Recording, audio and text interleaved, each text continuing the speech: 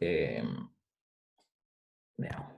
Entonces quería hacer un comentario antes de retomar esta demostración que habíamos visto antes. Esto es algo que había comentado al principio de este capítulo. Espero que ahora quizás quede un poco más claro. Recordemos entonces la definición de... bueno, tenía usted un operador, ¿cierto? Endomorfismos de B. Y decíamos que U, subespacio vectorial de B, es invariante bajo T. Sí, solo sí. T de U está contenido en U. Eso es un subespacio invariante. Esa es toda la definición, ¿cierto? Ya. Y acuérdense que los valores y los vectores propios estaban asociados a subespacios invariantes de dimensión 1. ¿Ok?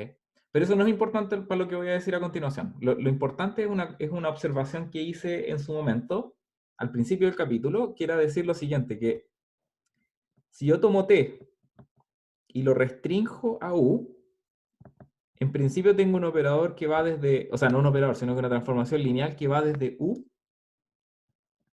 hacia B, ¿cierto?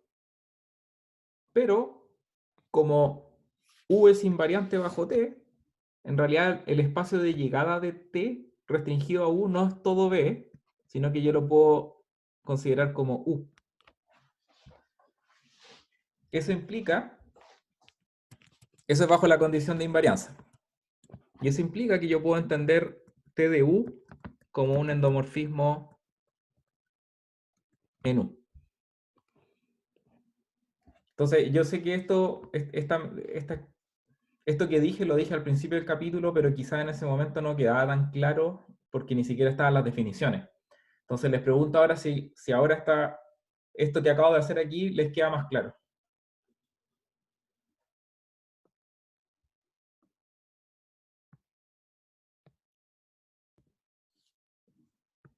¿No? ¿Sí? ¿Algún comentario? Especialmente si alguien no lo tiene claro. Tener que, claro, ¿qué cosa, profe? No, no cacho. Si yo tomo una transformación lineal, T, y la restringo a un subespacio, eso me define una transformación lineal que va de W al espacio completo, ¿cierto? ¿Sí? ¿Sí? Sí.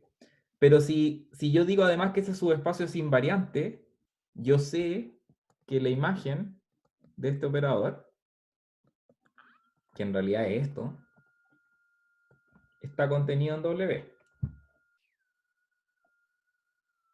¿Sí? Así que yo de alguna manera puedo reemplazar este espacio de llegada aquí por un subespacio más chico, que es el subespacio inicial. ¿Sí? Y eso es interesante porque me permite ver a T restringido a este subespacio como un endomorfismo a su vez.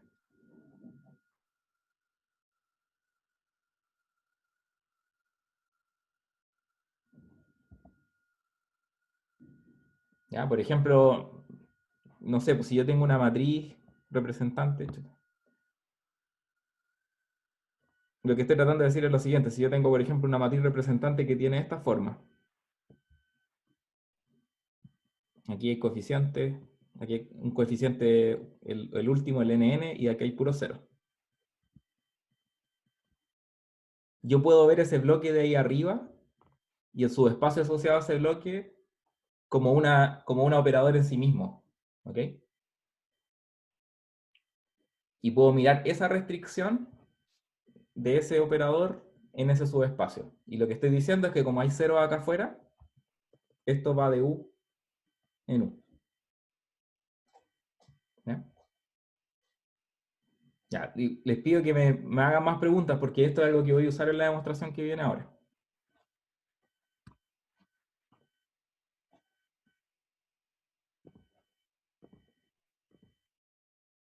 No sé si a otros les pasa, pero verlo con matrices me mata cualquier intuición. ¿Es peor, ¿no? En ese sentido? Ya, yo encuentro que se entiende mucho menos, al menos en mi caso, entiendo mucho menos viéndolo con matrices que con transformaciones. con transformaciones es bastante claro, pero lo otro es como, Ya. no sé cómo ver subespacio de cosas ahí. Es que vamos a ver a continuación cómo se refleja la condición de invarianza en los... O sea, de hecho lo vimos en la clase pasada, si se acuerdan. eh, una cosa que dijimos es que cuando la matriz representante es triangular superior, ¿cierto? Cuando decíamos que M de T era triangular superior, eso implicaba que los subespacios asociados a los vectores en la base B son subespacios invariantes.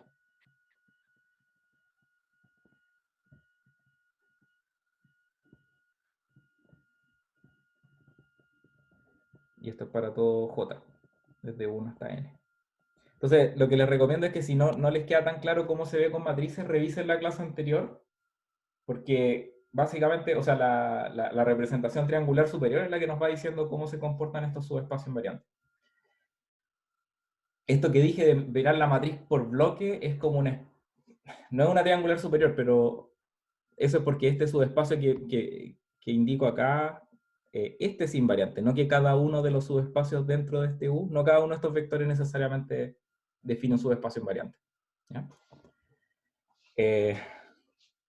Ya, entonces ahora voy a volver al teorema. Una cosa, entonces en esa matriz donde dibujo ese cuadradito invariante, en ese cuadradito sí es triangular superior, ¿no? No. Justamente estoy diciendo... Chuta, la embarré. La embarré. ¿Cómo puedo deshacer acá? Disculpa, tengo que arreglar esto.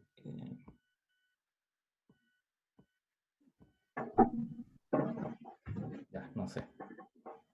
Voy a tener que moverlo a mano nomás. Ya, no. La idea es justamente que no, pero tú podrías pensar esto, ¿cachai? Como más generalmente. O sea, triangular superior es así, ¿cierto? Pero tú podrías pensar también una cosa como más cruda, digamos, de que es como triangular superior por bloques, algo así. Ya, ¿Sí? ya. Y eso, este ejemplo que puse acá es como un ejemplo extremo, es como que n-1 vectores, los primeros vectores de la base, me dan un bloque y después me queda otro bloque chiquitito abajo. Ya. ¿Sí? Solo para ilustrar eso. Y el hecho de que hayan cero fuera de esos bloques me indica que estos subespacios son invariantes. Les recomiendo que hagan eso como ejercicio, ¿no? Que calculen, o sea, en el fondo, ustedes saben la definición de matriz representante y qué implica eso para las columnas de esta matriz representante y vayan viendo cómo actúa ese objeto. Y ahí se van a convencer de esa afirmación que les acabo de dar. Ya, y este es el teorema con el que no alcanza a demostrar la clase anterior. Ahí, ya. Entonces, si estamos en un espacio vectorial complejo y tenemos un endomorfismo, existe una base ordenada B tal que la matriz representante de esta transformación es triangular superior. ¿Ya? Ok, entonces voy a pasar a la demostración. La demostración la hacemos por inducción en n mayor o igual que 1, donde n es la dimensión de B. ¿Ok? Habíamos dicho que el caso n igual 1 es claro porque en el fondo ahí tenemos una matriz de 1 por 1 y sea lo que sea que hay aquí, ¿no? Eso es una matriz triangular superior. ¿Ya? Ahora, la inducción. Vamos a decir, sea dimensión de B igual n más 1. Vamos a hacer inducción fuerte. Entonces, y suponemos la propiedad, el resultado.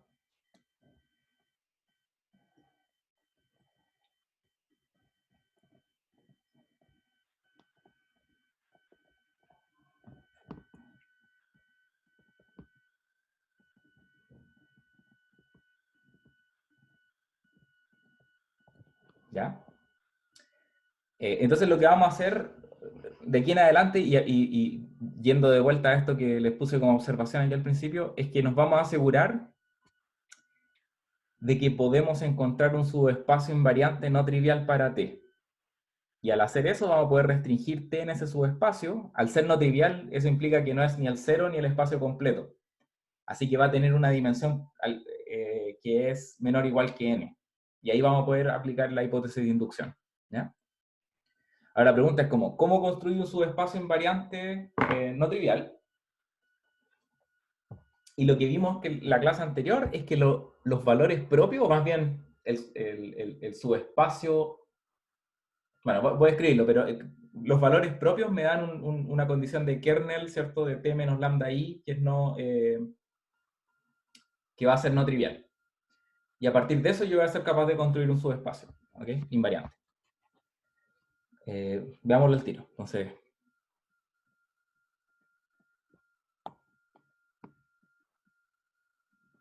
sabemos que T posee un valor propio, lambda, perteneciente a los complejos, ¿cierto? Estamos en un espacio complejo y probamos que en los espacios complejos siempre existe al menos un valor propio, ¿ya? O sea, ahora vamos a definir este subespacio U, que es la imagen de T menos lambda I. ¿Ya? Lo que vamos a ver es que este U es un subespacio invariante bajo T. ¿Ya? Probémoslo entonces. Se tiene que U es invariante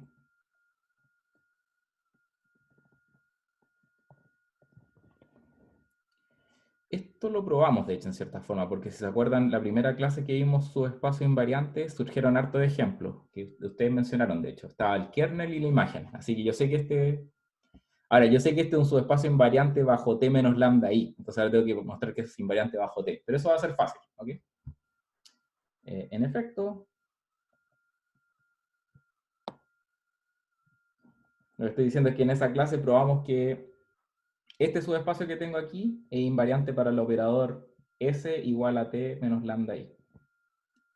Pero yo necesito probar que es invariante bajo T, así que no es exactamente la misma afirmación, pero va a ser no muy distinto. Si U pertenece a este subespacio U, ¿qué es T de U? Yo quiero probar que T de U pertenece a U mayúscula, ¿cierto? Para eso lo que puedo hacer es decir,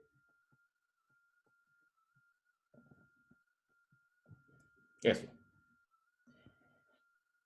Este elemento que está aquí, T menos lambda I por U, pertenece a U, porque U es la imagen justamente de ese operador, y claramente U aplicado a este operador me va a quedar en U. Y lambda U por hipótesis pertenece a U.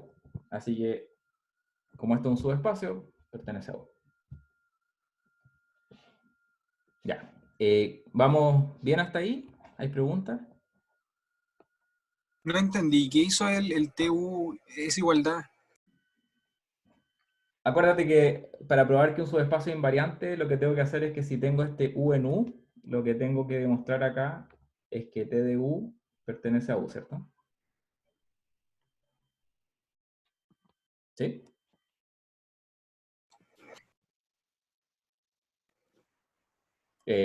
Confírmame si estás entendiendo, porque si no... Sí, sí, sí. Ya, Se me había pegado. Sí. ya, ok. Y eso, pues, entonces tengo que buscar alguna forma de mostrar que T de U pertenece a U, y la forma más fácil en este caso es como sumar y restar lambda U, ¿sí? Porque eso me permite agregar este T menos lambda I por U, que yo sé que por definición pertenece a U, porque U es la imagen de ese operador, y lambda de U por hipótesis pertenece a U.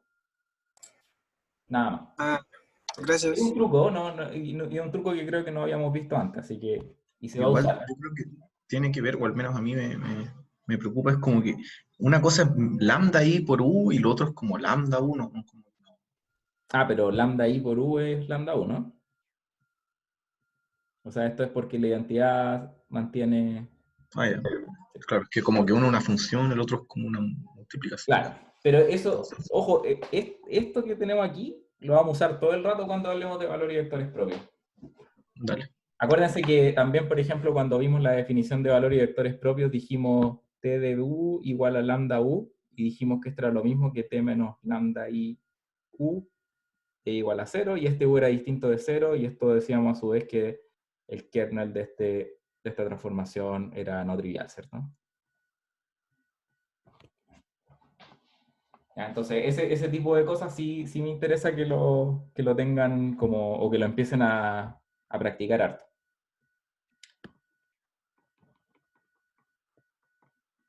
Ya. Bien. Es un subespacio invariante. Y además, nos falta decir que es no trivial, ¿cierto? Veamos además, U es no trivial. Ya que, veamos, como,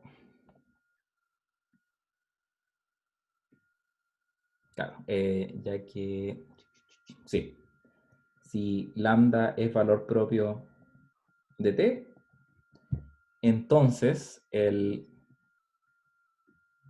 kernel de t menos lambda i es distinto del 0. Y acuérdense a su vez que por el teorema del núcleo imagen, la dimensión de B es igual a la dimensión del ker de este operador más la dimensión de la imagen.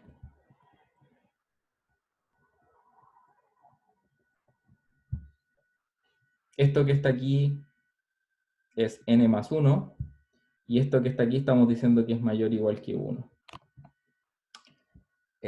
Por lo tanto, la dimensión de la imagen, o sea, U, ¿cierto? La dimensión de U es menor o igual que n. ¿Sí?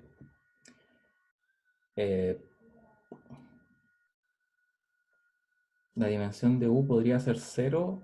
Sí. De hecho, y eso no importa. Así que voy a corregir esa afirmación de decir no trivial. Voy a decir además.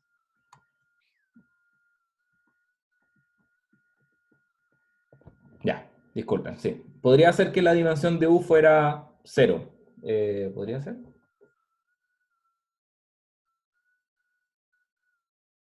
Mm,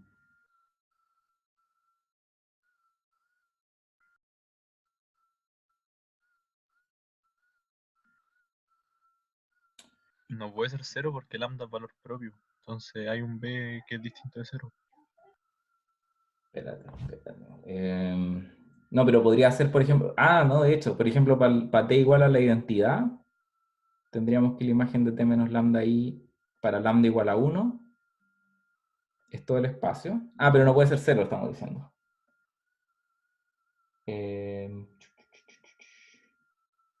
Perdón, ¿qué estoy tratando de decir? Es posible, la pregunta ¿es posible que la dimensión de U sea igual a 0? Para eso, por el teorema del núcleo imagen, lo que tendría que pasar es que el ker fuera todo el espacio, ¿no? Ker de t menos Pero lambda si i. la dim de U es 0, T menos lambda I sería igual como a 0, pues sería como inyectivo y eso no puede ser porque es valor propio. ¿Puedes repetir eso? Disculpa. Yo Pero creo si que sí la, es la posible. dimensión de U es cero, no sería como T de B igual a lambda por B, una cosa así. Sí, o sea, de hecho lo que estoy diciendo acá, si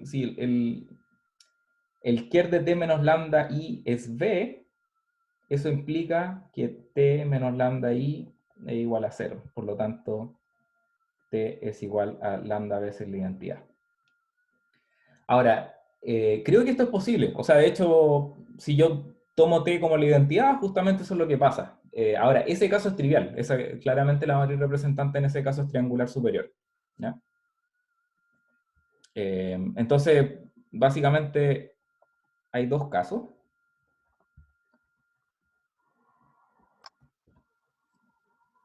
¿Ya? Hay dos casos. El primero es que la dimensión de U sea igual a 0, y eso va a implicar que T es igual a lambda veces la identidad, y esto es claramente triangular superior. O sea, claramente posee una eh,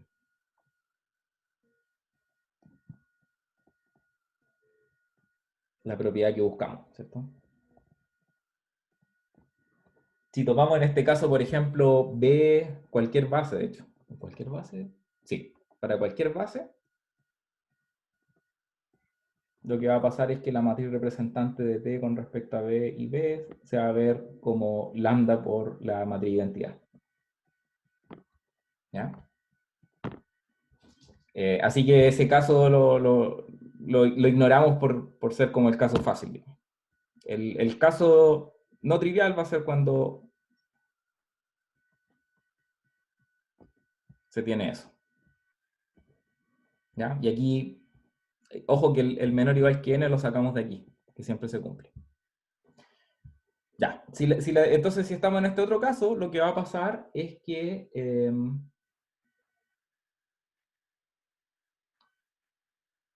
podemos definir, como dije antes, en este caso,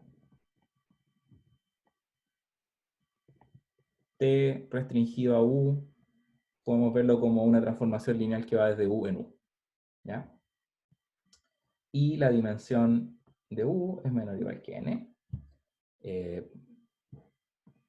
Por hipótesis de inducción,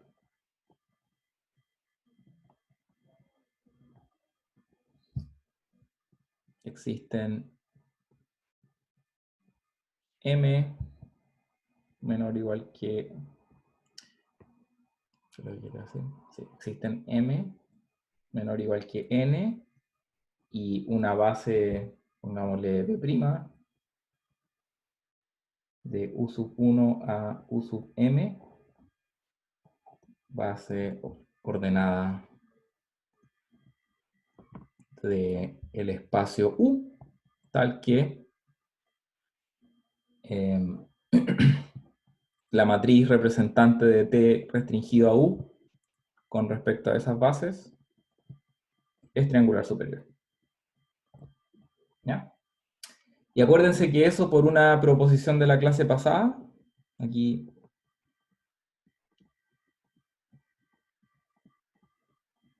corresponde a esta condición de invarianza. Entonces yo sé que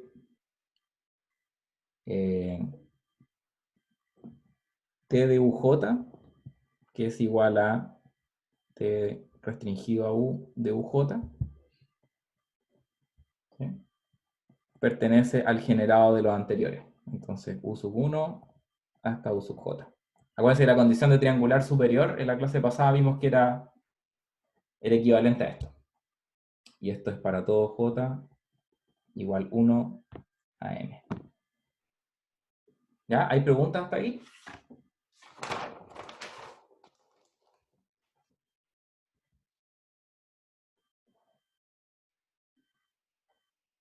¿No? Ya. Entonces, a menos que hayan en el chat.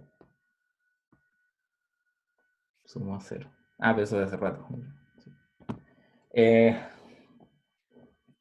Ya. Y lo que vamos a hacer, como hacemos siempre, tenemos una base de un subespacio, ¿cierto? Vamos a extender esa base a una base completa, digamos. Entonces, extendemos B' a una base ordenada de B. Entonces, B va a ser igual... Vamos a partir con la misma base de antes. U sub 1 hasta U sub M, dijimos. Y después B sub M más 1 hasta B sub N más 1. Por eso la dimensión de B es N más 1. Y ahora queremos verificar la condición que teníamos antes, ¿cierto? La condición de que, o sea, la condición que define triangular superior, que es esta que tenemos aquí. Vamos a verificar esta condición. ¿Sí? Pero ahora no solo para los U1 a UJ, sino que incluyendo los B que vienen después, en esta base de B. ¿Ya? Para probar que la matriz representante de T con respecto a esta base es triangular superior, usamos la proposición de la clase anterior. específicamente la parte B, creo que le llamé. Voy a mostrar eso aquí de la clase pasada, para que no hayan dudas.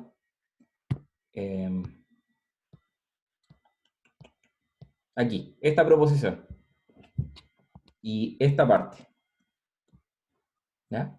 Para verificar que una matriz triangular superior con respecto a una base B1 hasta Bn, basta verificar que cada vez que yo aplico el operador al vector Bj, quedo en el generado desde el B1 hasta el Bj.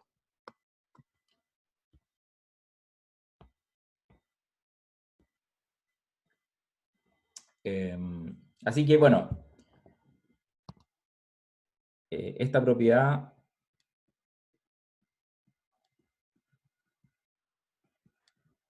se cumple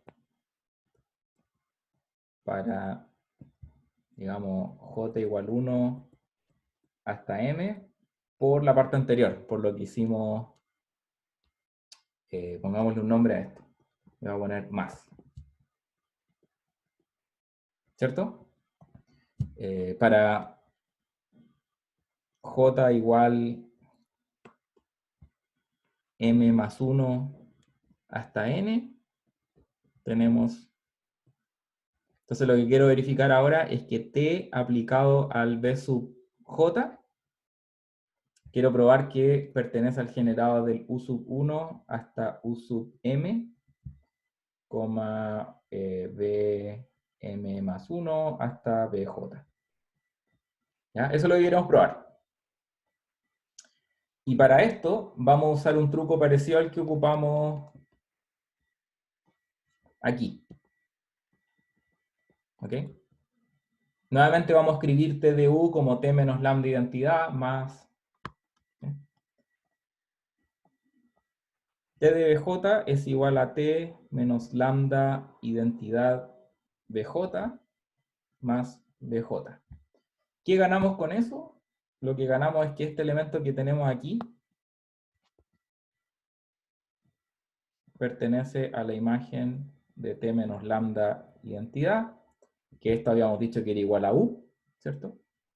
Y acuérdense que u es el generado de u sub 1 hasta u sub m.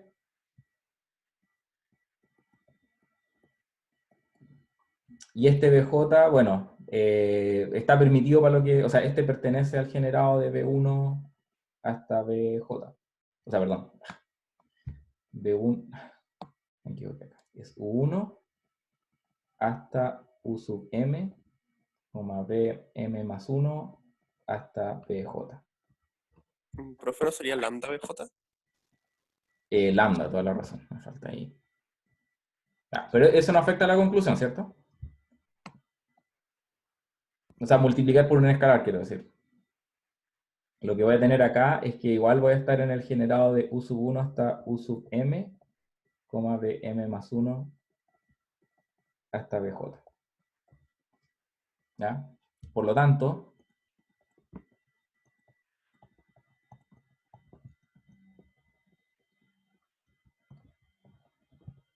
con eso terminamos la demostración.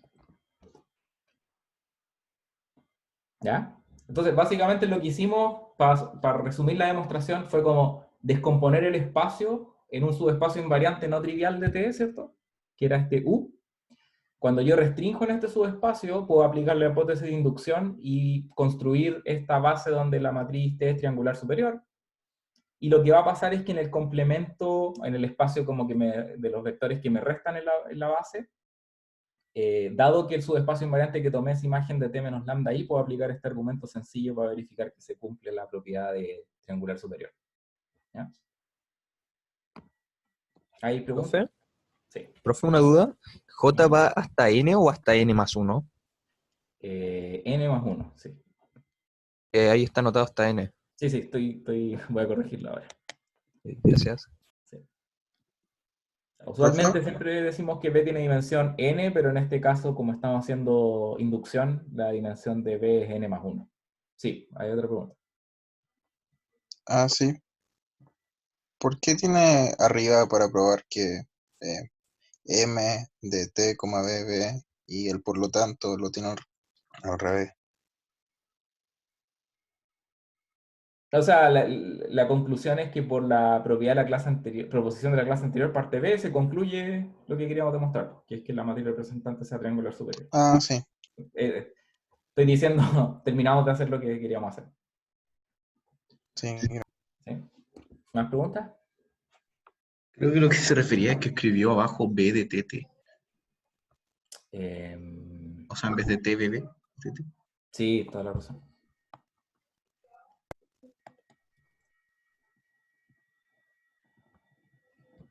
Sí, gracias. ¿Más preguntas?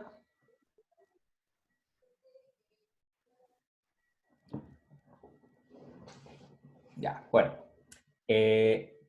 Bueno, entonces vimos que, juntando lo que vimos en la clase pasada con esta, la conclusión es que básicamente la representación triangular superior de una matriz me indica que todos los subespacios que se van generando por los vectores de la base son subespacios invariantes.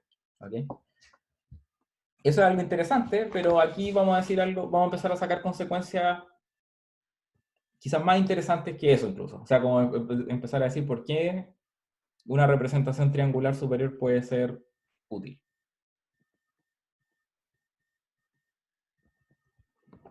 Entonces,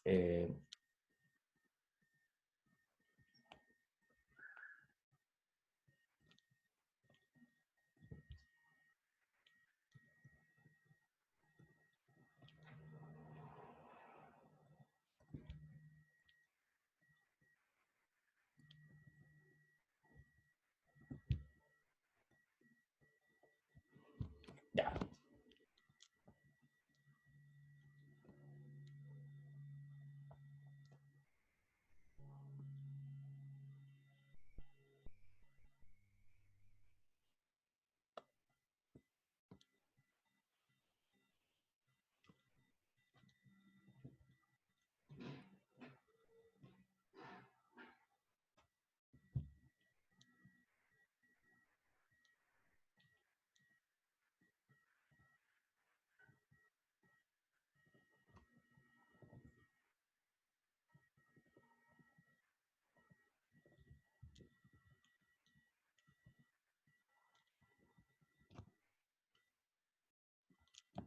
Ya, T es invertible.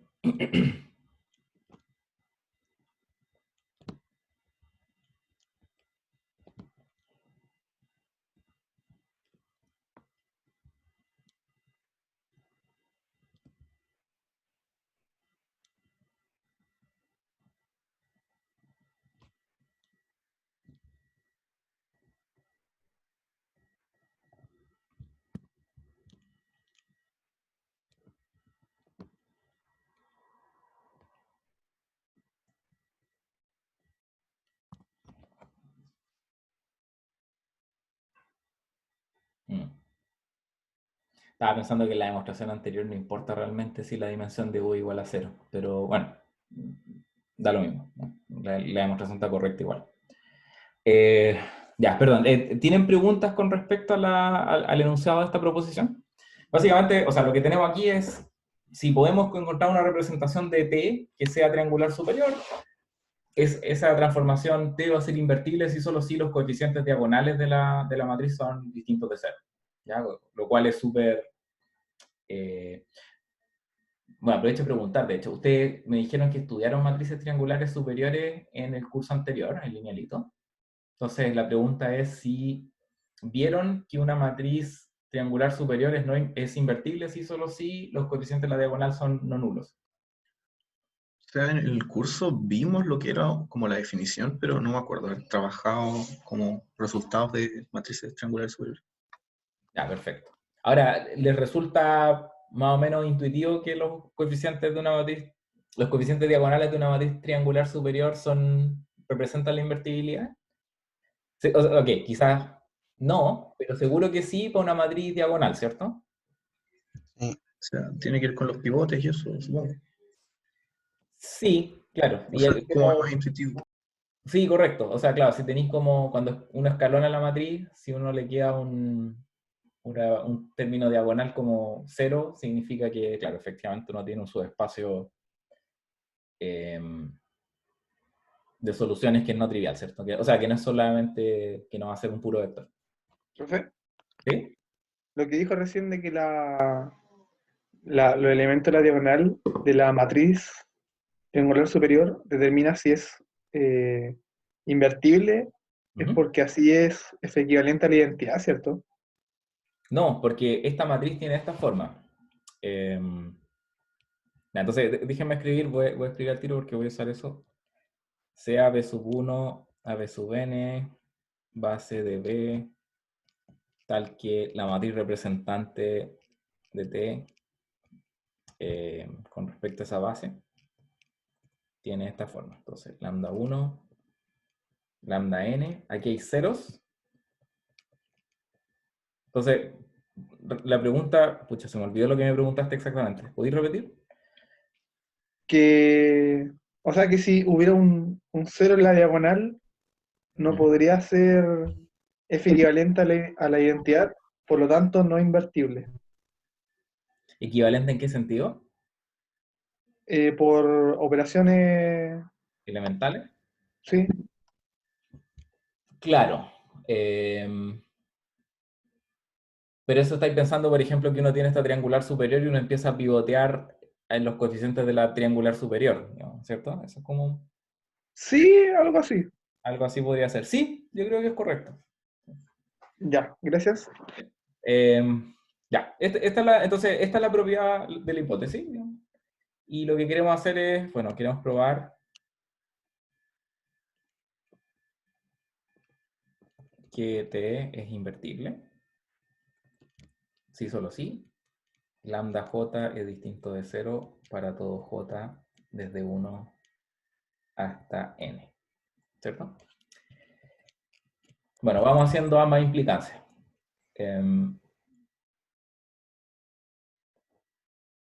Ok. Voy a partir con Profe, ¿sí? que me acuerdo que, ahora recuerdo que creo que lo hicimos, o lo vimos en alguna parte, y era que era como hacer, como explicar el proceso, porque uno puede partir de abajo para arriba. Entonces, si suponemos que son no nulos, podemos como, no sé, pues con el, ay, ¿cómo se llama? ¿Cama? No, Lambda. el lambda n, uno puede como eliminar al que está arribita de él. Y entonces uno puede hacer eso así sucesivamente para arriba. Entonces, si hay alguno que es cero, como que simplemente no se puede ser equivalente a la identidad y como que eso. Como Claro, sí, yo creo simplemente. que sí, quizás no lo vieron como un enunciado explícito, pero de lo que vieron sobre pivoteo, uno debería poder concluir algo del estilo. Pero está bien, pues, o sea, lo que me parece bueno es que tienen la intuición correcta, digamos. Eso, independiente de que hayan visto el resultado o no. Vamos a hacer algo que no es exactamente eso, pero creo que tiene un espíritu similar. Entonces, de hecho, hagamos implicancia que fue la que tú mencionaste, que es decir, que si estos coeficientes son no nulos, probemos que es invertible. ¿Ya? Entonces, partimos de la hipótesis de que lambda j es distinto de 0 para todo j. Y vamos viendo qué implicancias tiene eso. Si se acuerdan, algo que uno puede hacer inmediatamente es mirar la primera columna de esta matriz. Entonces, cuando yo multiplico t, o sea, cuando le aplico t a b sub 1, en términos de...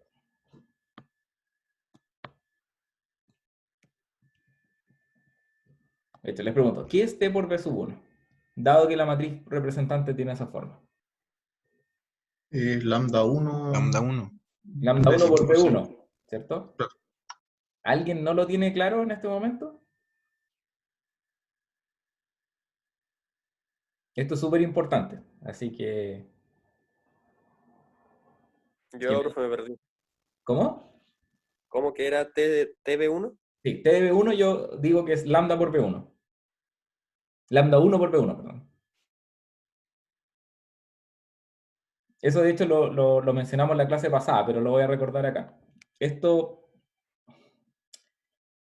por definición de la matriz representante, uno puede escribir, estos son, llamémosle a esta matriz A. Entonces son los A y J, bueno, donde I es 1, no, perdón, donde J es 1, por D sub I. Eso es lo que nos dice la matriz representante. Y lo que tenemos acá, acuérdense, la primera columna de esta matriz A es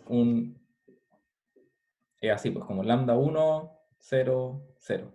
Por lo tanto, el único término que sobrevive aquí de esta sumatoria es el primero, y es lambda 1 por B1. ¿Sí? Sí, sí, gracias. Ya. Ya, pues. Y de eso concluimos lo siguiente. Concluimos que como B sub 1 es distinto de 0, implica que B sub 1 es igual a 1 partido por lambda 1 TB1. O sea,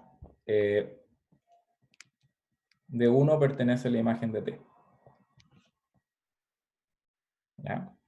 Ahora veamos, ya eso es 1. ¿Qué pasa con T de B2? Bueno, T de B2 nuevamente por la definición de la matriz representante es sumatoria de I2, AI2, BI. Y esto es un cierto A1, 2, que no tengo idea lo que es por B1, más lambda 2 por B2. ¿Sí? Y eso implica que B sub 2, como lambda 2 es distinto de 0, es 1 partido por lambda 2, T de B2 menos A1, 2.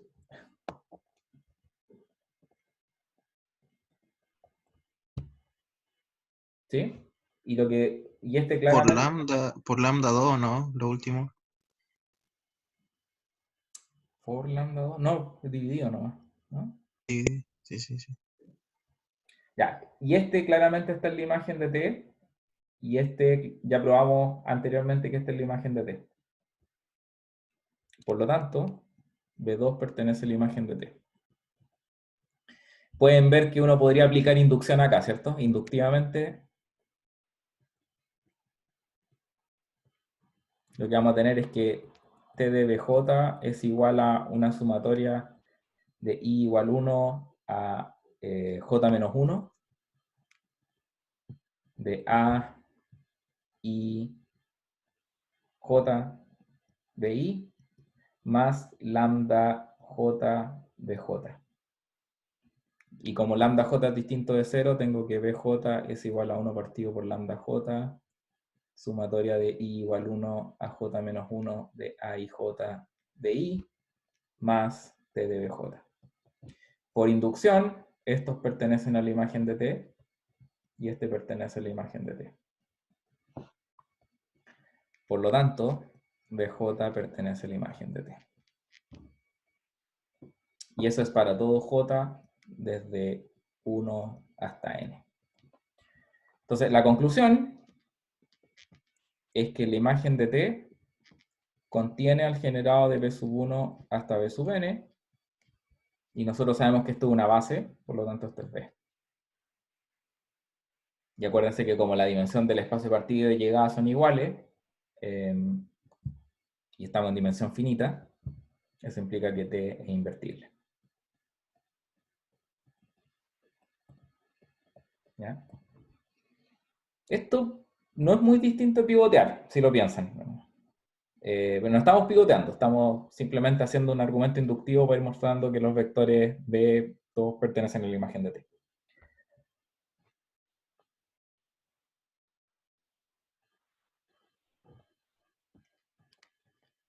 Ya, y la otra implicancia, vamos a ocupar un teorema que vimos algunas clases atrás.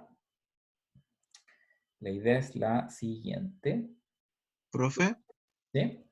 en el paso inductivo no debería haber un menos ahí metido. Sí, un menos, veamos dónde, aquí, ¿cierto? Menos lambda BJ, oh, ya sí. Sí, Ahí, sí. en la primera sumatoria. Sí, sí, tenéis razón. Gracias. Ya, entonces, ahora lo que suponemos es que T es invertible. Y consideremos los siguientes subespacios. U sub 0 como el subespacio 0.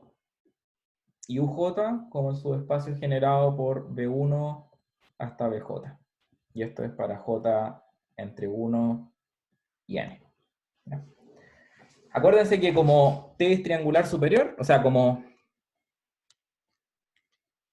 Ah, no, perdón, lo que yo quiero probar es que o sea, no, yo sé que ya es triangular superior con respecto a esta base, lo que quiero probar es que los lambdas son distintos de cero. Entonces, como m de t de d es triangular superior, nuevamente vamos a ocupar por la proposición de la clase anterior. Tenemos que t de uj está contenido en uj. Para todo j entre 1 y n. ¿Sí? Ahora, la pregunta es, ¿qué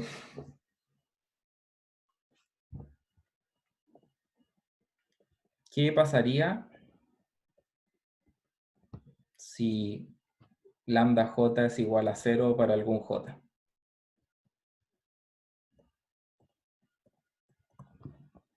¿Ya? Piensen que estamos haciendo, quizás vamos a hacer una demostración por contradicción. De hecho, quizás a lo mejor lo dejo escrito así para no confundirlo. Por contradicción,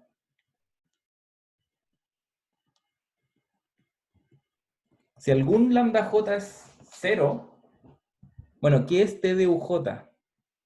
T de uj es igual a t del generado de b sub 1 hasta b sub j. ¿Cierto? Eso es por definición. Ahora,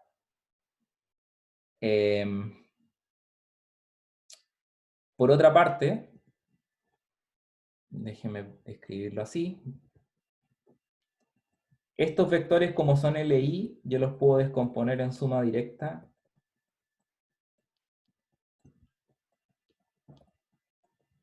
de esta forma. Y ocupando hipótesis, o sea, ocupando la propiedad de acá, pongámosle estrella, voy a tener que ese t de los anteriores está contenido en los anteriores.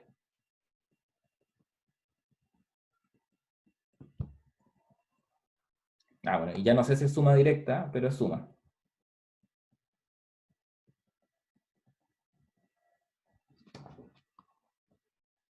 ¿Sí?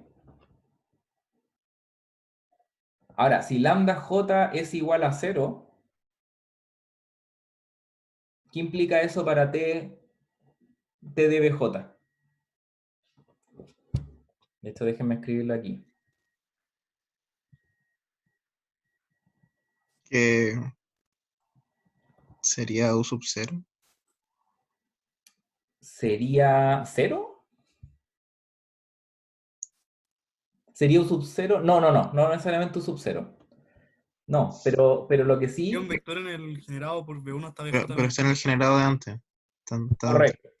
Porque acuérdense que uno tiene esta descripción a partir del hecho de que la T es triangular superior. Esto es la sumatoria desde I igual 1 hasta J menos 1 de A y J por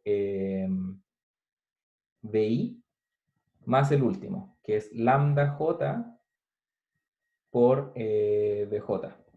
¿Cierto? ¿Están todos de acuerdo con eso que escribí ahí? Sí, Sí, ya. Y lo que estamos diciendo es que lambda J es 0. Entonces, eso implica aquí abajo que este T de BJ me va a quedar en el generado de los anteriores.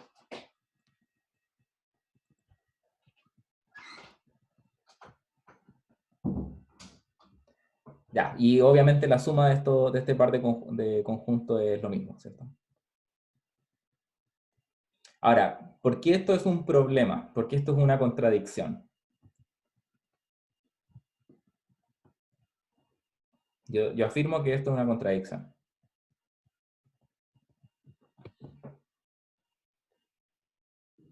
Acuérdense que nuestro supuesto inicial era que T es invertible, ¿cierto? sí.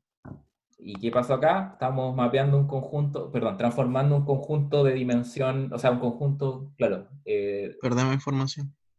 Hay J vectores LI y lo estoy convirtiendo en un conjunto LD. J menos 1. Sí. como que las dimensiones no coinciden. Entonces, eh, como T está transformando el conjunto de sub 1 de sub j, que es Li en un conjunto LD, se tiene que T no puede ser invertible.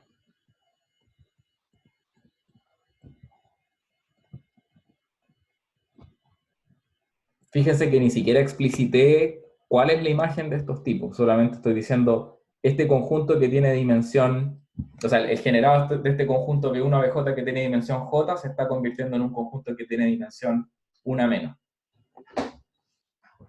Y por ende su imagen tiene que ser un conjunto linealmente dependiente. Es una contradicción y terminamos. Profe, ¿puede explicar de nuevo la parte que separó los espacios como con suma directa y suma? Ya, sí. Aquí en esta igualdad de este paso, lo que estoy ocupando es que B1 hasta BJ es LI. Cuando yo puse en ejemplo, cuando vimos suma directa, lo que yo dije es que si un conjunto era LI, es un ejercicio que ustedes verificaran que, o sea, sus espacios de dimensión 1 son LI, si solo si están en suma directa. Entonces,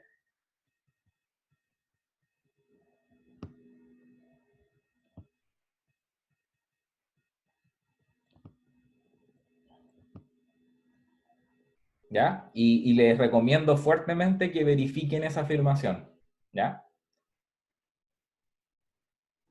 Ahora, teniendo eso, y si tú sabes que todos los subespacios están en suma directa, tú los puedes agregar, o sea, tú puedes particionar esta suma directa de cualquier manera que tú quieras, y lo que te va a quedar va a seguir siendo una suma directa, ¿ya? Y por eso tengo eso que está ahí. ¿Sí? ¿Ya? Sí, no recordaba esa propiedad. Sí. ¿Y la siguiente? Cuando vimos la definición de suma directa, el primer ejemplo que yo les di era como, ¿qué pasa si los subespacios que tengo en sumas tienen dimensión 1? Y lo que dije fue, en ese caso, toma cualquier elemento representante de cada uno de estos subespacios y la propiedad es ese conjunto. Esos subespacios están en suma directa si solo si esos vectores son LI. Sí. Con todas las propiedades que hemos visto más adelante de suma directa, eso debería ser súper fácil de demostrar y les recomiendo hacerlo. Ya, habiendo dicho eso, ahora, ¿qué viene después? Digamos? Bueno, la aplicación, o sea, T por ser transformación lineal, de hecho, si quieren, realmente no me importa si esto es suma directa, ¿eh? Es suma, ¿sí? Y por linealidad de T, digamos, yo puedo ver la imagen de este como la suma de las imágenes de...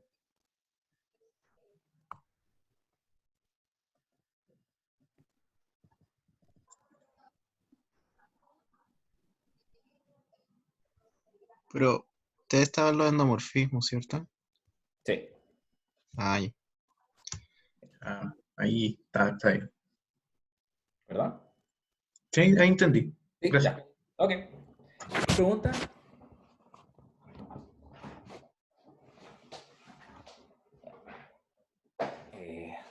Ok. No sé cómo estamos de tiempo. Ah, todavía queda tiempo. Ya. Ya. Vamos bien, de hecho. Ok. Un corolario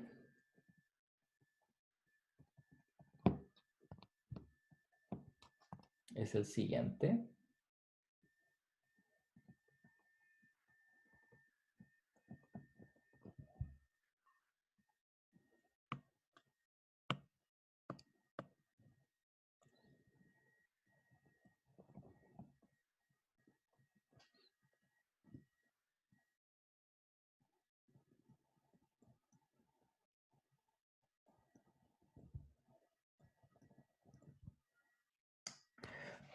Disculpen.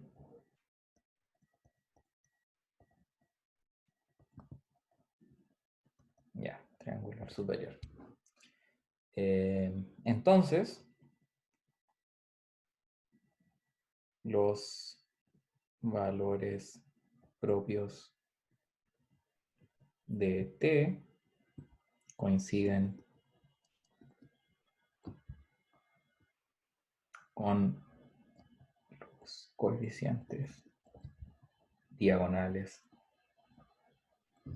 de A. Pongámosle A igual a la matriz representante. ¿Ya? Entonces, cuando yo tengo una representación triangular superior, los valores propios de esa transformación son exactamente los coeficientes que aparecen en la diagonal. ¿Ya? Y esto es súper fácil de ver con lo que acabamos de hacer, porque, bueno, veámoslo. Entonces,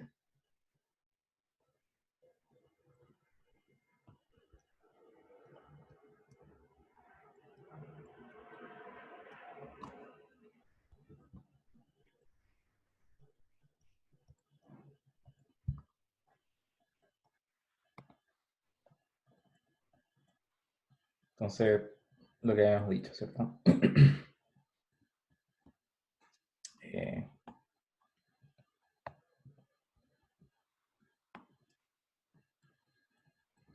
Sea B, base ordenada de B, tal que se tiene esto. Y aquí arriba, no sé qué hay, pero bajo la diagonal son puros cero. Y ahora, si lambda pertenece a F, cualquiera, perdón, a C. Ah, no, esto no es necesario que el cuerpo sea C. Entonces, ¿cuál es la matriz representante de T menos lambda veces la identidad? Acuérdense que... ¿Sí? La matriz que está ahí menos la lambda por la identidad, ¿o no? Menos lambda, ¿cierto? En los coeficientes diagonales. ¿Por qué es eso? Es porque este objeto, la matriz representante, es lineal. ¿Ya? Y eso lo probamos tiempo atrás. Entonces, si quieren, podrían verlo así. Esto es igual a la matriz representante de T menos lambda veces la matriz representante de la identidad. Y yo sé que cuando tomo bases de partida y llegada que son iguales, la matriz representante de la identidad es la identidad. ¿Cierto? Por lo tanto, lo que me queda es algo así. Y nada fuera de la diagonal se ve afectado. Así que esto y esto que está arriba son los mismos coeficientes de antes. Entonces, la conclusión es que T menos lambda I es invertible, por lo que probamos recién. ¿Sí, solo sí? Veamos lo que decía el resultado anterior. Una transformación invertible, sí, solo sí, sus entradas diagonales son no nulas. Y las entradas diagonales de esta matriz son los lambda 1, lambda n. Así que...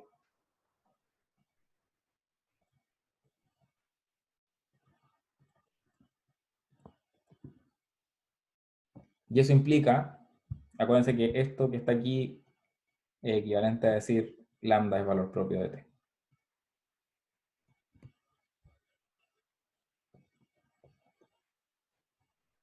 ¿Ya?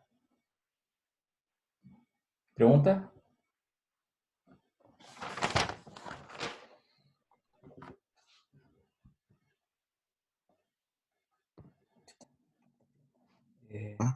Profe, ¿Sí? ¿puede explicar el sí solo sí? Ya, lo explico al tiro. Si me perdí la discusión que tuvieron ahí en el chat, pero si quieren hacerme una pregunta al respecto, pueden hacerlo. El sí solo sí. Aquí estoy ocupando el teorema. ¿Teorema o proposición? Eso me olvidó. Proposición. T menos lambda I invertible, sí solo sí, estos coeficientes que están aquí son no nulos, ¿cierto? Sí. Y esos coeficientes son nulos, sí solo sí, los lambda I son distintos del lambda que estamos mirando. Ah, Solamente eso. Ya, sí, sí, sí. No sé. Ya. Pero ¿Más? Sí. esa parte de T menos lambda I es invertible, no es como si, solo si lambda no es valor propio de T. Ah, perdón. Sí, toda la razón. Sí, lambda no es valor. LOL. Sí. O uno podría decir T menos lambda I es singular si solo si se tiene la igualdad, y eso sería si solo si valor propio. Ok. Entonces,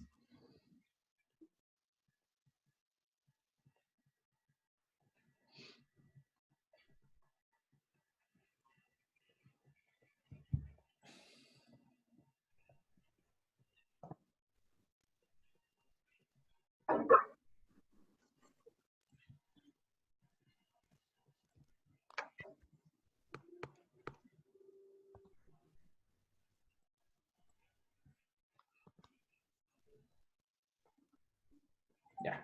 Entonces vamos al próximo capítulo.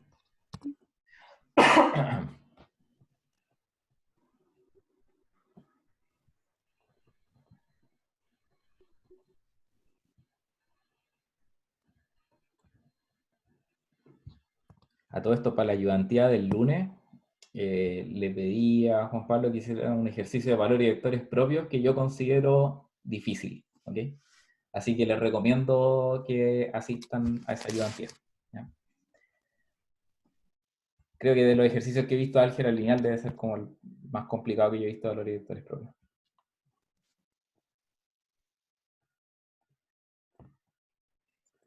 Pero está bien guiado, así que no debería ser. O sea, hicimos el esfuerzo para que quedara como. De hecho, no está tan difícil ex post, ¿no? Pero parecía difícil.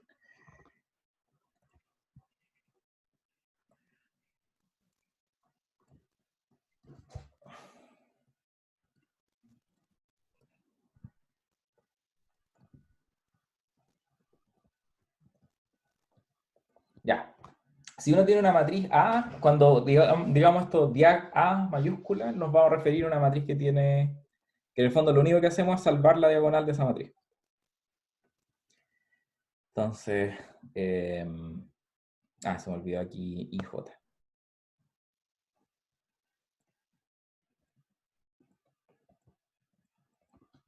Entonces, si I es igual a J, mantenemos el término que estaba ahí, pero si es distinto de J, lo matamos.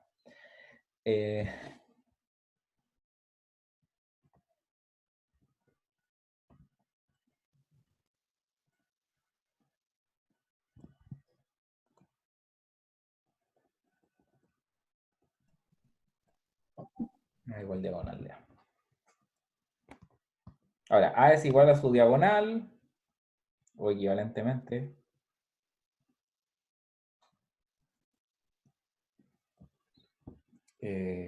A y J es igual a 0 para todo y distinto de J. ¿Sí?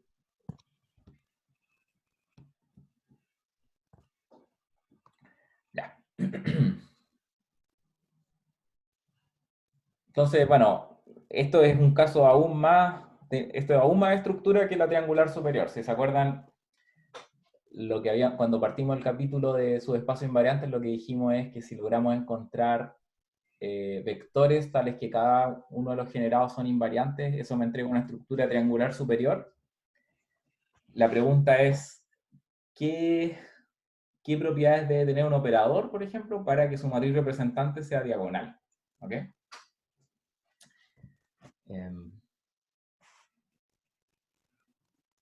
Ya, bueno, pero en particular, por ejemplo, algo que ya uno inmediatamente puede decir,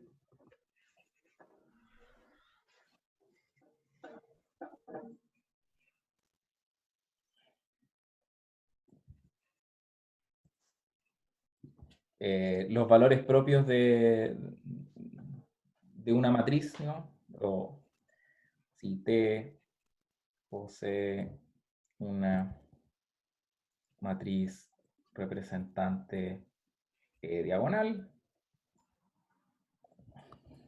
entonces sus valores propios son los coeficientes diagonales. Pero esto, profe, en la proposición anterior, como que concluimos que dado un vector propio, o sea, un valor propio, coincide con al menos uno de la diagonal, ¿no? En la de arriba. ¿Qué significa? O sea, claro, Como que o sea, nos dimos el lambda un... 1, yo no dije que el lambda 1 y el lambda n sean distintos, ¿cierto? Claro, o sea, pero como que lo que concluimos es que el valor propio está en la diagonal, una cosa así, ¿o no? Podría decir que todos los valores propios están en la diagonal. Ya, ya, ya. Claro, pero sí, pero es que esa es la cuestión. Hay un tema quizás de que podrían haber valores propios repetidos, por ejemplo. Ya. Podría ser que lambda 1 igual a lambda 2, ¿sí? Pero lo que uno, o sea, y por eso está anunciado como está anunciado, el conjunto de valores propios coincide con el conjunto de coeficientes diagonales de A, ¿sí? Ya. Para tener esa equivalencia, básicamente lo que estamos haciendo en esta parte, aquí, es lo que nos basta. Es como decir, lambda es valor propio, sí, solo si lambda es igual a los lambda i. Ya. Gracias por la pregunta. Ya. Bueno, y la observación obvia que acabo de hacer es simplemente que si T posee una matriz representante diagonal, los valores propios coinciden con los coeficientes diagonales de esa matriz representante.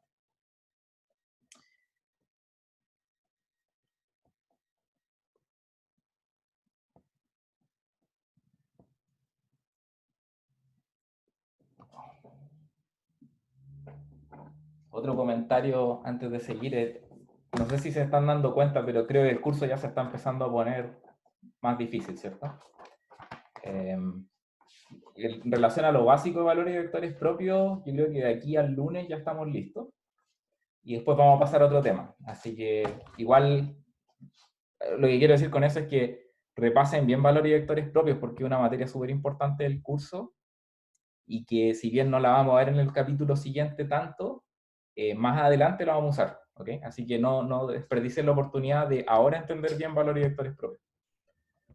Profe, yo tengo una duda. Sí. En la tarea nos pide el valor propio de una matriz, los valores propios de una matriz. ¿A qué se refiere con eso? Sí.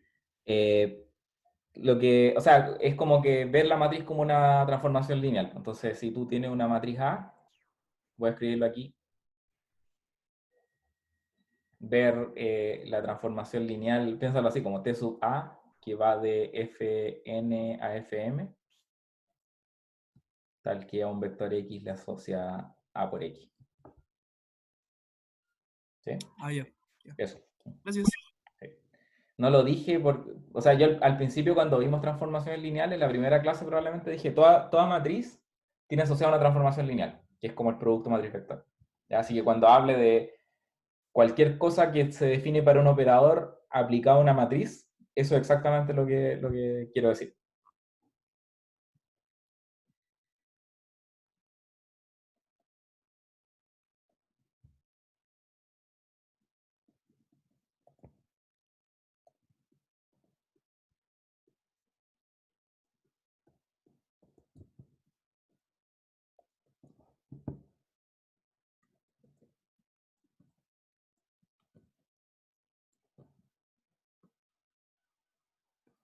Correspondiente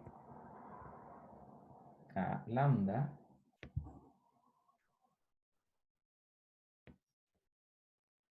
se define como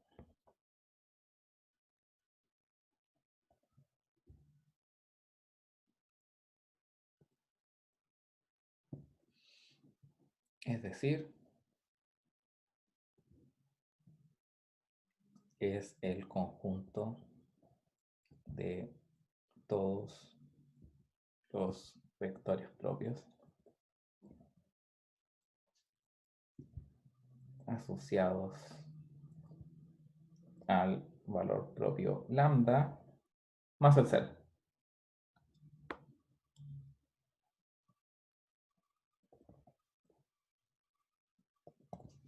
¿Ya? Su espacio propio. Entonces, cada vez que yo tengo un valor propio, tengo asociado un subespacio propio, que es el conjunto de todos los vectores propios asociados a ese valor propio, más el cero, porque acuérdense que cero no es un vector propio. ¿Ya? ¿Y por qué un subespacio? Es porque corresponde al kernel de algo. ¿Sí? No sé si lo habíamos dicho antes, pero el conjunto de vectores propios asociado a un valor propio más el cero es un subespacio. Y es simplemente porque coincide con esto. ¿Ya? O sea, si bien no lo dije, se deduce de lo que habíamos hablado en las clases anteriores.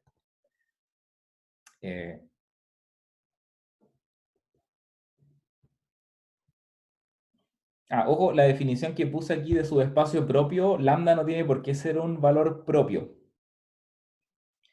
Pero si lambda no es valor propio, entonces este kernel es trivial, ¿no?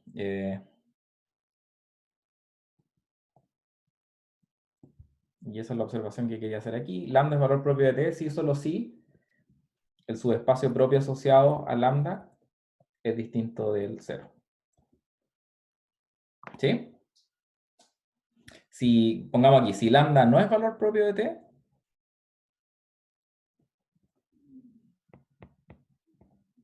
el subespacio es trivial. ¿Sí? Ok, y veamos un ejemplo así muy, muy sencillo. Digamos. Ejemplo.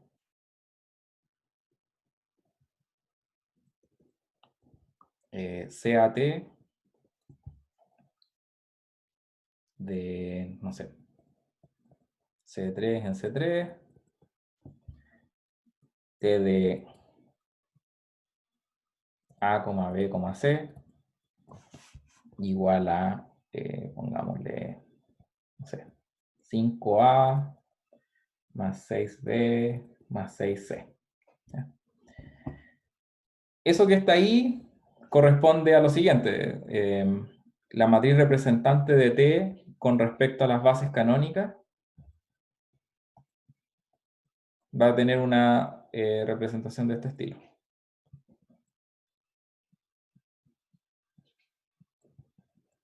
Quizás mejor si lo hubiera puesto aquí, voy a hacer una pequeña corrección.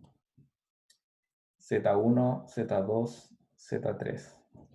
Y poner aquí Z1, Z2, Z3. ¿Sí? Esta es una matriz que tiene una, o sea, esta es una transformación, perdón, ¿qué estoy diciendo? Esto está pésimo. No es lo que quise decir. 5Z1, 6Z2, 6Z3. Ahí sí. Esa transformación lineal, porque va de C3 en C3, tiene como matriz representante la matriz que escribí ahí, con respecto a la base canónica. ¿Ya? ¿Cuáles son los valores propios de T? Bueno, lo dijimos antes, ¿cierto? Son aquellos coeficientes que están en la diagonal. Porque resulta encontrar una base bajo la cual la matriz representante es diagonal, entonces tengo esto.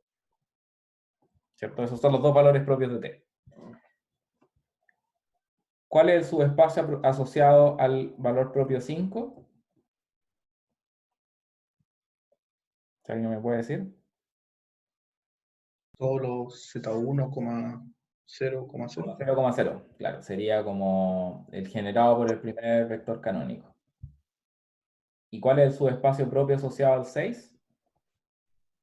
0,i, z o 0,z2, z3. Correcto, sería el generado por los otros dos vectores canónicos. ¿Ya? Eso, solo para ilustrar esto de que en el fondo, que fue algo que me mencionaron antes en la demostración, aquí podrían haber lambdas repetidos cuando yo tomo esta representación triangular superior o diagonal, ¿cierto? Y si se fijan, por ejemplo, en este ejemplo, lo que pasa es que no todos los subespacios propios tienen dimensión 1. ¿Sí? Pero eso no es un problema, ¿cierto? O sea, la definición es lo que es, ¿no? Entonces,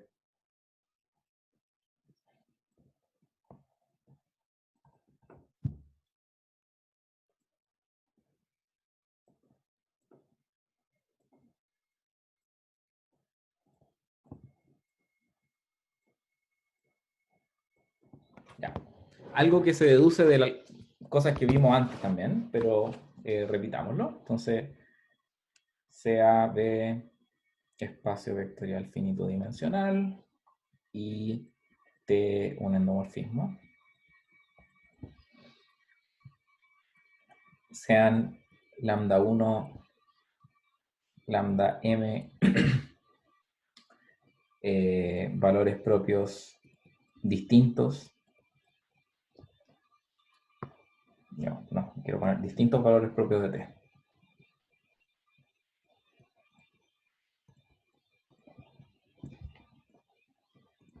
Entonces, la suma de estos subespacios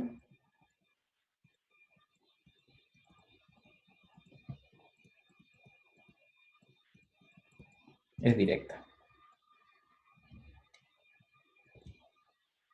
Más aún,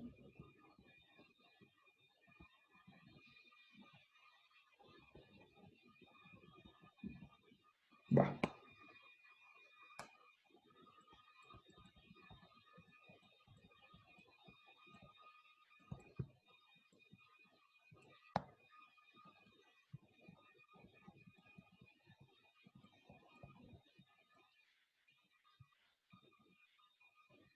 Ya.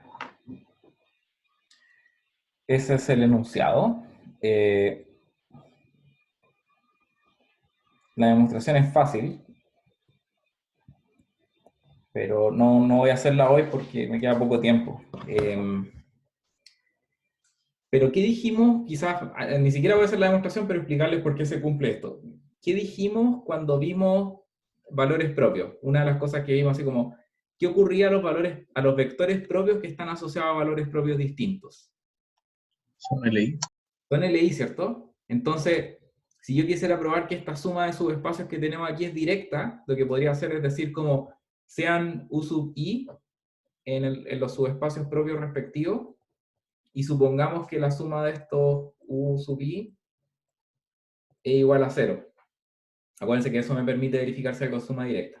Y lo que yo quiero implicar, este es como el por demostrar, que U sub 1 hasta U sub M son todos iguales a 0. Y eso se va a tener porque dijimos que vectores... O sea, si alguno de estos vectores fuera distinto de 0, lo que tendría es como una combinación lineal de vectores propios asociados a valores propios distintos que combinan a 0. Y eso no es posible porque estos vectores son LI. ¿Están de acuerdo? Así que este enunciado es directo de esa afirmación. Y la segunda consecuencia es el más aún. También es directo de algo que vimos anteriormente en clases, que era que la dimensión de un espacio B, cuando yo tengo una suma directa, se escribe como la sumatoria de las dimensiones.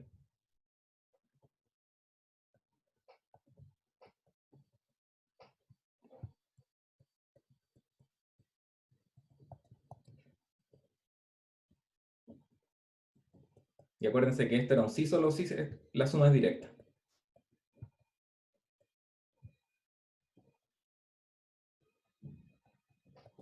¿Ya? Así que esta proposición es súper fácil de verificar, lo vamos a hacer en la próxima clase, pero lo que quiero decir es que se deduce de cosas que ya hemos visto anteriormente.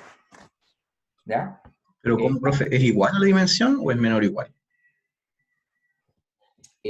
Perdón, o sea, lo que tengo es una inclusión acá, que esta suma de subespacios, porque no son necesariamente ni siquiera todos los valores propios, así que lo que tengo es esto primero, Ah, ya, eso sí. ¿sí? Por inclusión, y después Ujú. ocupáis la sumatoria, sí. Ya. Se me está acabando el tiempo. Voy a cortar la transmisión por mientras, o sea, el video.